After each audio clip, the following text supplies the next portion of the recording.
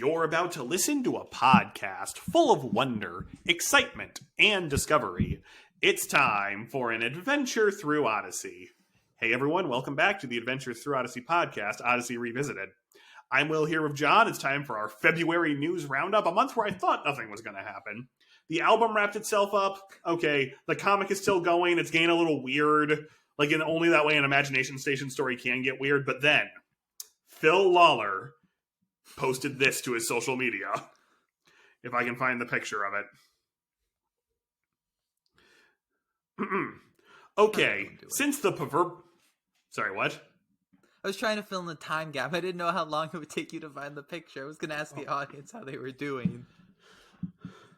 Well, you can tell John how you're doing in the comments. Okay, since the proverbial cat appears to be out of the bag, it is true. We are in the process of developing a new AIO animated series. It will not be animated versions of existing episodes, but new stories.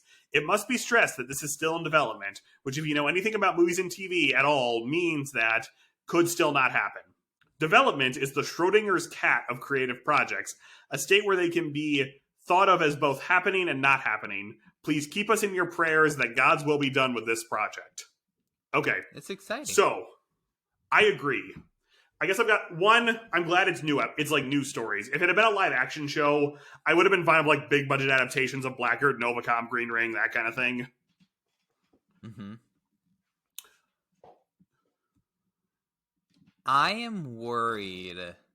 Okay, so like obviously Phil Vischer recently did a new VeggieTales. Yes, and then got fired. And it was on it was on like you could buy it, but it was also on like a streaming service that like no one knew about. Right, but it was also airing on TBN. Yeah, like I think there's a decent chance this show could be on TBN. Yes. Or InfoWars or Daily Wire or something. If the Daily Wire is streaming this show, that'd be bad for a lot of reasons. I really hope that's not the case. But it is hard because it's like, okay, here's the thing. I actually think what they should do is have TBN produce it or have it on TBN, which I don't know what TBN is like. I've never really watched TBN, to be honest with you. But the truth is, have them produce it and then just have it like be like, oh, the episodes are going to come out on like Netflix or something. Or you could have it, I mean, this might be a bad idea. Have it on the Angel app, which is the app that hosts The Chosen. You'll definitely get seen. Yeah, that actually is that would be a smart idea. I mean, launch it whenever the next season of The Chosen is, or like advertise it or something. Because that could be another big show for them. Right, at least for families, because the Angel app has some like interesting things on there, but nothing that outstanding. Yeah, you need a service that already has something big, because I mean, in fairness to Adventures in Odyssey, there's still a really big base consuming the new content they're putting out. Yes. Where those people would go find it to where to watch it. I feel like VeggieTales has been kind of off for a while, where there's not as much like of people consuming the new stuff. Agreed. And so you could have it on a more obscure service. I think you're right. That would be smart to try to work with like the Angel app people. Yeah, I mean, there's also, it could just come to the club. I guess that's another option. But like, I don't know if that's necessarily gonna do well, because here's the problem with that idea. I think it's right. I think, and it would help, but unless they raise the price of the club. Yes. I think the amount of Odyssey fans who would still be super interested in the new content probably won't subscribe or hear about it, like these new episodes, if they're not already subscribed to the club. Yeah, and sometimes the club makes things hard to find anyway, even with the new design, which I really like. That's what would be smart about your Angel app suggestion, is you get all these people watching The Chosen being like, oh, Adventures in Odyssey, like we can watch that. Maybe like get more people to watch to subscribe to the club to listen to the new episodes or catch up on episodes they've missed. And then you get Odyssey people going to the Angel app. It'd be a good like win-win kind of thing. Yeah. So we only know this because our dad's a pastor, but like companies will also send out information about their video projects. So like if this does launch on a Focus on the Family app, maybe churches will just start promoting it. I don't know, but It's true. But it's so hard because I think their old animated line, the DVD sales, who I knows what think those helped were. a lot. They probably yes. were good. I mean, Right. but Well, and actually, so that's another thing because someone did comment on Phil Lawler's comment. Is this going to affect the number of audio episodes because you're only doing 24? They were only doing 24 for years. They just cut down the album numbers because of the club, and yeah, it was the first time anyone really thought about it. I assume this won't cut back on the number of album episodes, but I do wonder, is this going to be like a season of 10 episodes? Is it going to be like the old thing where maybe they pop out 1 or 2 videos a year? Yeah, it's a good question. That's why another thing why I think it needs to be on another service. I mean, it could also be on the Odyssey app, maybe, but like, I don't think financially it would make sense to have it just on the Odyssey app. I would agree. And now here's the big question. Because I guess if it's an animated series that can be seen as a revival, is Dylan coming back? I think you would have, at the very least, a Dylan cameo. I think the art style is going to look very different. Yeah. I have no idea if it's going to be like a cheaper kind of Flash animation, if it's going to be some weird CGI thing. Yeah. I'm also just going to call it right now. What it will look like. Yeah. I'm also going to call it right now if this comes to fruition. The 2 main adults will be Whit and Renee. That's not a bad guess, honestly. But so, because that would make sense because Renee's a little younger. Yes. And there's part of me that is this going to turn into these episodes are in canon, or is it going to be a separate deal like the original videos were? Separate deal where there was that limited edition episode where it said Whit was producing these episodes. Yeah. Oh, what if they did that again? I mean, it'd be a good, like, synergy, I guess, but it'd be weird. Agreed. So I think we're both excited about this idea. I'm curious to see what they come up with. Part of me almost wants to see them use a different writing staff. Well, or not a different writing staff, but maybe like give people who don't write a lot of Odyssey episodes, like Phil Lawler writes a lot of the Odyssey episodes, an opportunity to write their own story that maybe doesn't have to adhere so hard to the canon. Yeah, I mean, I think there's some truth to that. I think to have some different writers. I mean, one, it'd be cool to have writers that have better experience with my guess is Phil Lawler wrote most of the old animated series, and those were pretty good visually. Yes, and we'll get to the video series soon, but I do remember rewatching them. You can tell there's sometimes just desperation to make things move. If that makes any sense. Yeah. A little bit, yeah.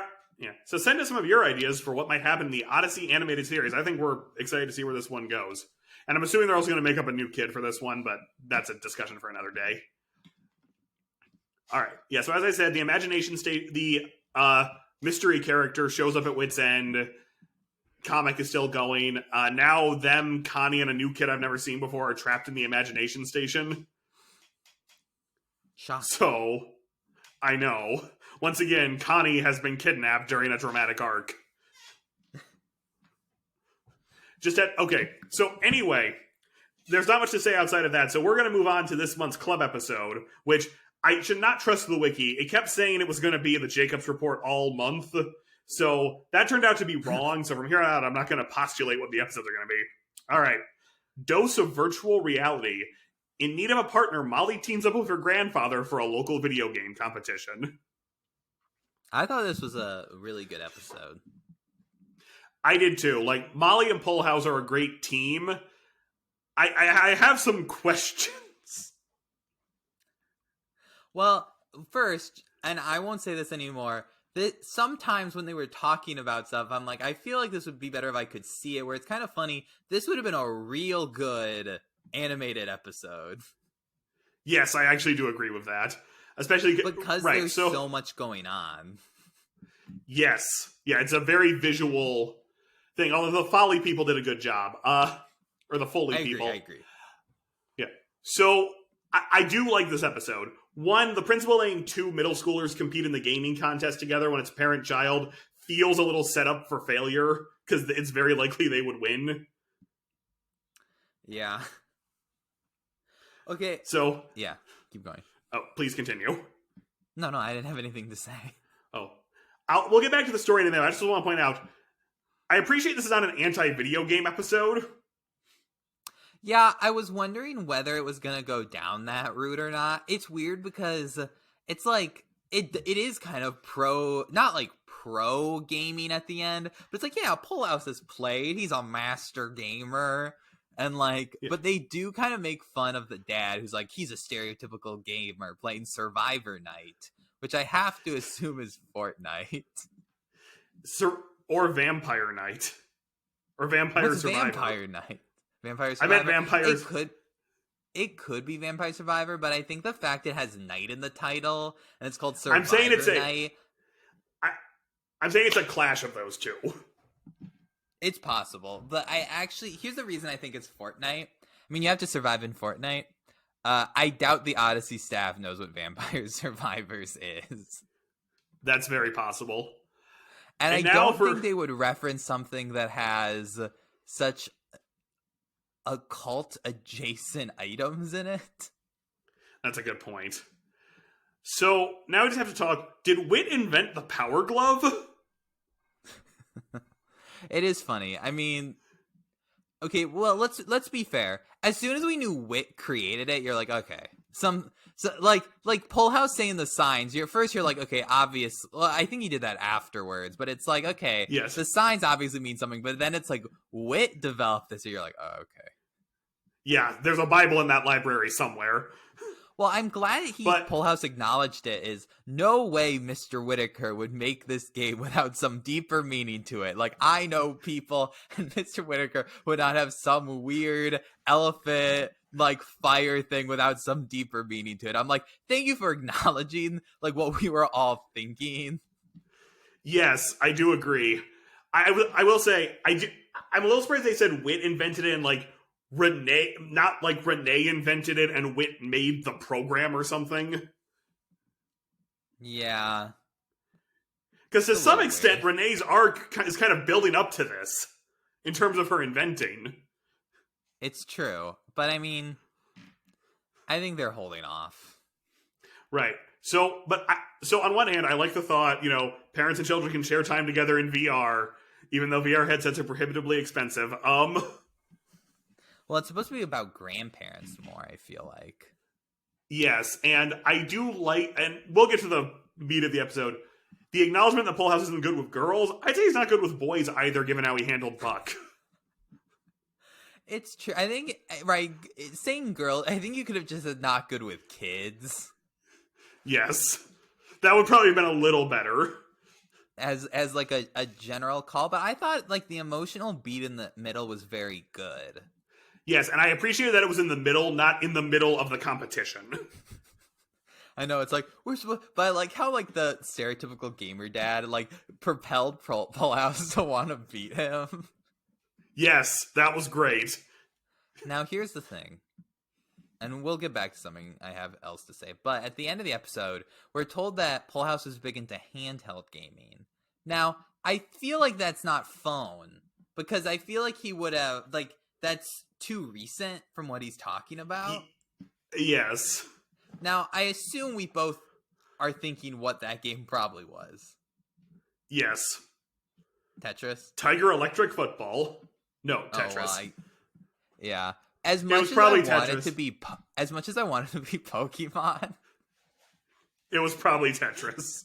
It was probably Tetris. I would just laugh if they're like, it's like Monster Ball or like something like that. I agree. No, it was definitely probably Tetris. Yeah, but right. So back to the meat and potatoes of the episode. So yeah. I know we had to contrive a reason for Molly to have to ask Detective Pullhouse. Couple of things. One, I appreciate that she's very understanding of her friend's plight. Like, she's upset, but she's not being selfish about it. Right. She's like, I'm happy for her, but I'm upset about it. Right. The mom, okay. guess I don't understand why the mom doesn't want to do it. I mean, just I if it's agree all with in that. fun. I like the mom having a little more like being a little more sarcastic Yes, I agree. as like a personality trait. It did seem a little weird that like she was just like, no, but your I mean, maybe she knew her dad played games. That's possible. Like that could be a thing about it. That's probably true. And I hadn't thought. Again, I know it's a reason to get them together, but even if it was just, I'm sorry, I have a meeting that day or something, it just felt a little like almost selfish on her part not to say, okay, fine, I'll do it. But then maybe she's so bad at it, Polehouse has to step in or something. I don't know, but yeah. So, but I think part of it is this: Polehouse is a character that has very little baggage and only kind of even like semi ties to the main cast. Well, yeah, but every episode about him, we learn some more sadness about his past. Yeah, and so I don't love that, but I feel like as a character, even when it's not like a super sad thing, he's just a very enjoyable character. And I feel like it's because they basically combine Tom and Bernard and a little bit of what's his face, Harley. It's like Harley Harlow, like into one character. Like you have like kind of like the kind of like nice like nature of Tom, like when he needs to be, but also kind of like the sass of Bernard, but then also the fact he's like investigates stuff. Yes, I don't disagree, and you're right. He's adjacent enough from the main cast, although he apparently hangs out at Wits End a lot. Although I do want to. This is another sign Focus listens to this podcast, because we had mentioned before there have to be kids in Odyssey who don't go to Wits End, right? Yeah. I mean, it is funny that it's like, I thought everyone, and he's like, oh, the ice cream place. Right, some local inventor. John Whitaker? Like, how does I'm just saying, Wits End's a free place to go inside. I think the Imagination Station's free. It sounds like all you're paying for there is the ice cream. And even then, if you learn something about the Bible, you get it for free. Right, it is interesting. I mean, it's hard because I don't know the size of Odyssey. Sometimes I get the sense Odyssey is like a few thousand people, and sometimes I get the sense it's like way bigger. Yes, I don't disagree. And so, like, if it's a few thousand people, I would think, like, yeah, all the kids probably know about it, and at least, that's just a hard thing, because, right, in reality, no one would know every place, but her being like, oh, yeah, that place. I do agree. So I'm going back. Honestly, I kind of like the idea of the game. Maybe they try to incorporate that into Focus on the Family headquarters in Colorado. I'm just saying now that Wits invented a VR headset, they have no excuse not to do it. It's true. I mean,